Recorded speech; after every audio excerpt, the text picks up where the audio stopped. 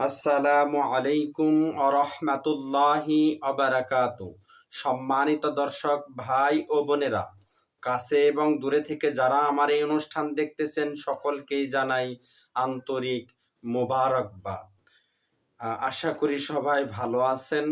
আমি আপনাদের সামনে আজকে নিয়ে এসেছি স্বপ্নের ব্যাখ্যা। স্বপ্নে যদি আমরা আলো বা বাতি বা সূর্যের আলোর মতো বাতি দেখতে পাই, তাহলে এর কি ব্যাখ্যা হবে?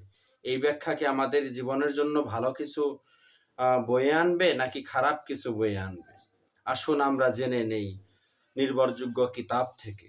আল্লামা মুহাম্মদ ইবনে সিরিন রহমাতুল্লাহি আলাই লেখেন, স্বপ্নে এমন একটি বাতি দেখলে যার আলো সূর্যের আলোর মতো, স্বপ্নদ্রষ্টা কোরআনের হেফজ করবে এবং তাফসির জানতে পারবে।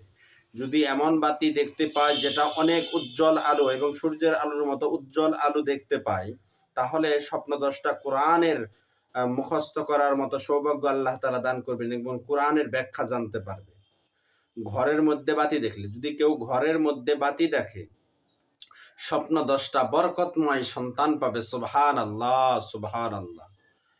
হাতের ভিতরে বাতি অথবা মোমবাতি অথবা এমন আগুন যা সে ফুঁক মেরে নিভিয়ে ফেলেছে, এমন দেখলে বুঝতে হবে সে যদি বাদশাহ হয় তাহলে তার বাদশাহী চলে যাবে। আস্তাগফিরুল্লাহ, আস্তাগফিরুল্লাহ। ব্যবসায়ী হলে ক্ষতিগ্রস্ত হবে, সম্পদশালী হলে সম্পদ ফুরিয়ে যাবে।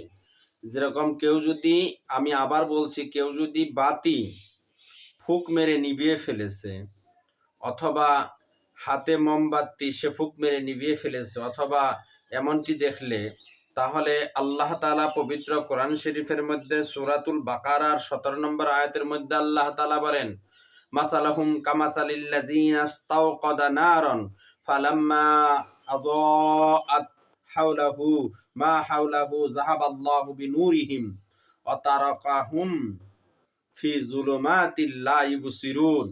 তাদের অবস্থা ওই ব্যক্তির নয় যে তাদের অবস্থা ওই ব্যক্তির ন্যায় যে কোথাও আগুন জ্বালালো এবং তার চারপাশে সবকিছুকে আগুন স্পর্শ করে তুললো। ঠিক এমন সময় আল্লাহ তার চারদিক থেকে আলো উঠিয়ে নিলেন, তাদেরকে অন্ধকারে ছেড়ে দিলেন, ফলে তারা কিছুই দেখতে পায় না। এজন্য আলো নিভে যাওয়া দেখতে পেলে বা নিভিয়ে ফেলছে সে, এটা দেখতে পেলে এটা অত্যন্ত খারাপ এবং অশুভ স্বপ্ন। আল্লাহ তাআলা আমাদেরকে সকলকেই সঠিক স্বপ্নের ব্যাখ্যা বোঝার তৌফিক দান করুক। আমিন।